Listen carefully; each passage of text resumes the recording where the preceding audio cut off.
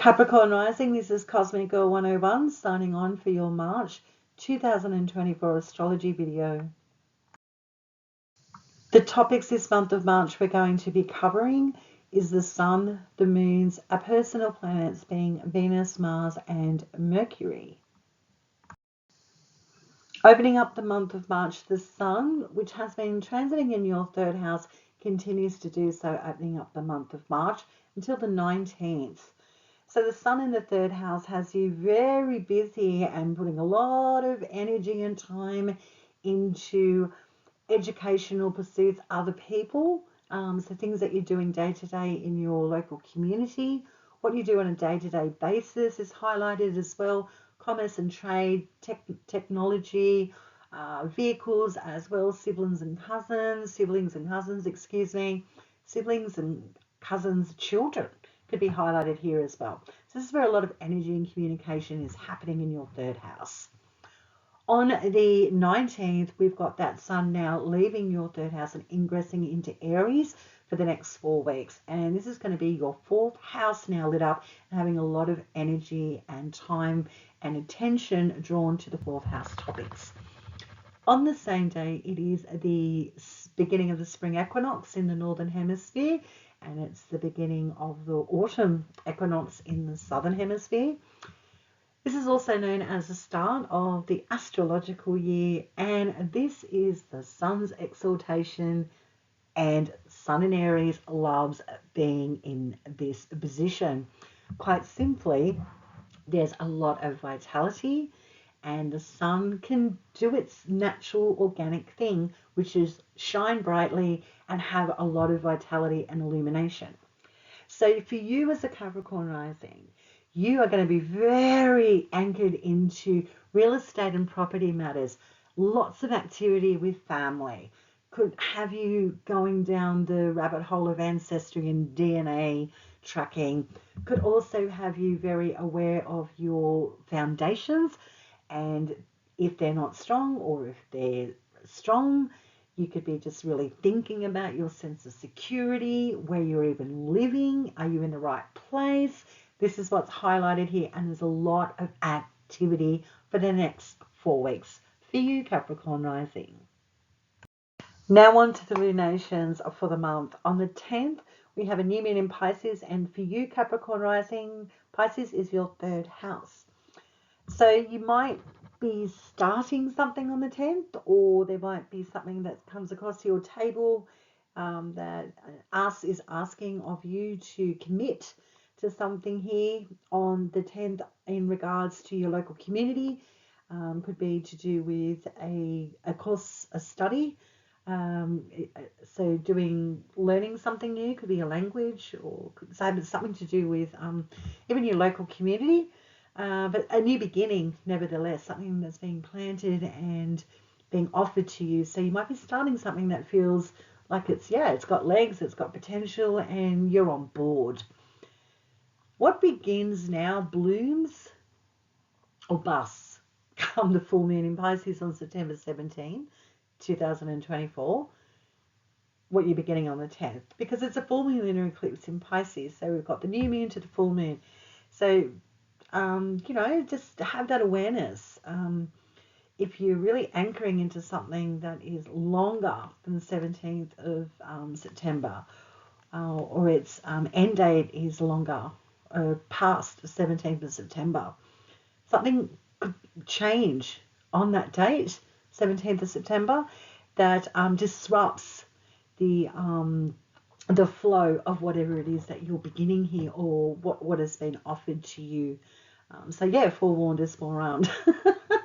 On the 25th, we've got the full moon lunar eclipse in Libra, and that's your 10th house. So your public image, your career, how you're seen and known in the world, your status. This is the place of, responsibility.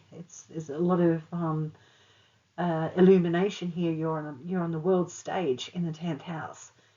So when we have a Libra eclipse here in the 10th, full moon, where the South Node is also currently transiting, there could be something going on here with your career, or something very publicly being illuminated or changed, simply maybe because it's got something to do with your family or your real estate or property. So there could be a bit of a tricky day here for you as a Capricorn rising that affects your sense of worth and how you're seen in the world. This also is a date where you're on notice, well, for everyone being in a Libra, being an eclipse, but for you specifically, Capricorn rising, I wouldn't be surprised if you have your 10, 15 minutes of fame, but it's taking you away from your family or your property or real estate. So it could be a dramatic fall from grace, to be really transparent for some Capricorn risings. So this date is highlighted for you to be aware of. So if you're doing something shady or something that's not above par in regards to the status quo and governments and the world, and you could be publicly having a fall from grace, and we don't need that. So just be aware that it's also has a lot to do with your family, your sense of security being with real estate and property matters as well. Now onto the personal planets. Now for you, Capricorn rising, Mars rules your 4th house and your 11th house. And Mars is transiting, as we open the month of March, in your 2nd house and has been since the 13th of February. So a lot of energy, vitality, and attention in the 2nd house. Could be conflicts, could be problems with resources, or you could be feverishly trying to accumulate a sense of stability or finances and possessions. On the 9th of March, we've got Mars squaring Uranus and Taurus, which is your 2nd and 5th houses. So in a square, a Mars-Uranus square could be quite explosive or a very abrupt and swift change regarding your possessions, finances, which is tied up with an investment, also possibly tied up with children, also partnerships regarding romantic partnerships. This could be a day on the 9th that's highlighted for you to take care. People are unpredictable on this day, so forewarned is forearmed. On the 22nd, we see that Mars leaving your 2nd house of finance, so you might be very happy for that. And it's ingressing into Pisces in your 3rd house until the 30th of April 2024. Mars is in its detriment here in Pisces, so it's not operating as strongly or as organic as it normally would. So the bullets are falling to the ground. They're not being shot through the cannon here. It's because there's not enough energy. Mars doesn't have the energy in Pisces to be brave and to really go for things. So your vitality could take a dip, or you could be feeling that your energy is being pulled in so many different directions regarding what you do day to day, even in your local community. It could be having some very difficult times regarding communication, problems with your technology, or even your car when you have Mars transiting your 3rd in detriment in the sign of Pisces. So take it easy when this transit is going. You might be feeling low in energy or where your attention span is going. Now onto the personal planet Venus. Venus has been transiting Aquarius and continues to do so, opening up the month of March in your 2nd house. So finances are highlighted here, relationships connected to finances. Also, your sense of self-worth and self-value is highlighted here. You might be very aware that you might be giving too much, not receiving a lot back, and you need that balance. That could be happening for you when we have this transit of Venus in your 2nd house. On the 3rd, we see Venus squaring Uranus and Taurus, so your 2nd and 5th house in a square contention. A Venus-Uranus square is like a change in a relationship. So if there's a romantic connection, could be a change going on regarding their own sense of self-worth and self-value, or you might be really starting to go, oh, I need to take a step back from a relationship. It doesn't feel organic to me. It feels off. We're not on the same page. And also to do with your finances, investments as well. That fifth house could be children, other people's children. Also projects, personal projects, being creative ones, and sports as well. So this day on the 3rd could be a tricky day. Some really quite abrupt communication regarding your finances or relationships could be acutely changed here on the day of the 3rd. On the 11th, we see Venus leaving that second house. You might be grateful for that. And ingressing into the sign of Pisces, which is Venus's exaltation. And this is your 3rd house until the 5th of April, 2024. So this is great for, developing community connections. Friendships is highlighted here. Could be like building friendships in regards to a course of study, something that you do on a day-to-day basis with travel and communication. Could also be technology as well. And your vehicle is highlighted here. So Venus exalted here because, so you're expanding a lot of time and connecting with people in your community on a day-to-day basis, and feeling like you've got your tribe, which is really nice. And it could also be, actually spending a lot of money in regards to technology or a course of study or things that you do day to day. Just feel like your money's burning up here with Venus in its exaltation in your 3rd house. Siblings and cousins are also highlighted here, so you could be reuniting with siblings or cousins and having a great time, or even siblings or cousins could be boosting your finances here, or you may be lavishing them with gifts when they come to visit, for example. On the 21st, Venus is conjuncting Saturn in Pisces, your 3rd house.